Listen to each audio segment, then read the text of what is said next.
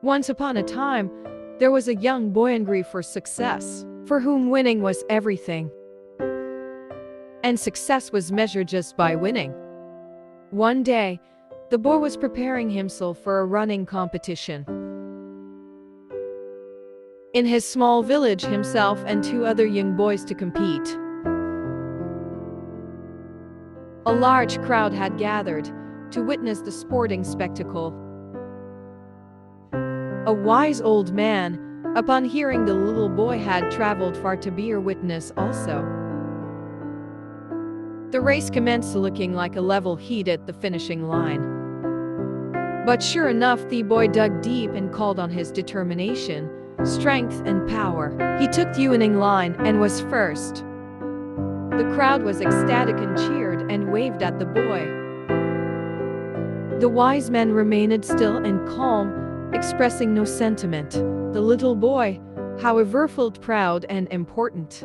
Second race was called, and two new young, fit challengers came forward to run with the little boy.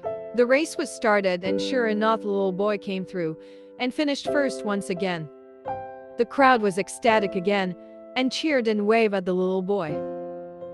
The wise man remained still and calm, again expressing no sentiment. The little boy, however, felt proud and important. Another race, pleaded the little boy. The wise old man stepped forward and presented the little boy with two new challengers, an elderly frail lady and a blind man. "What is this?" quizzed the little boy. "This is no race," he exclaimed. "Race," said the wise man. The race was started and the boy was the only finisher. The boy was ecstatic. He raised his arms in delight. The crowd, however, were silent, showing no sentiment toward the little boy. "What has happened? Why not do the people join in my success?" he asked the wise old man. "Race again," replied the wise man. "This time, finish together, all three of you.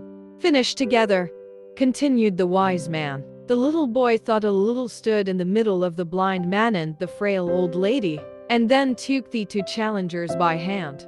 The race began, and the little boy walked slowly, ever slowly, to the finishing line and crossed it. The crowd were ecstatic and cheered and waved at the boy. The wise man smiled, gently nodding his head. The little boy felt proud and important. "Old man, I understand not. Who are the crowd cheering for? Which one of us three?" asked the little boy.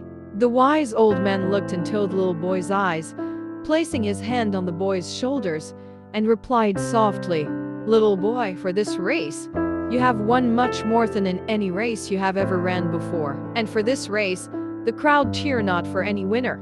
In your life, what are you running for? Are you hungry for success? Is winning the only measurement for you in your life? Who are you running against? And if you always win against everybody, then soon the people will stop cheering for you. At the end of your life, if you look back, the question is, who was running next to you in this race? If they were weaker and old, did you help them to get across the line? Did you all finish together? Because that is the best race you can ever run. So run this race called life. But don't forget, it is not important if you win. It is important how you run this race.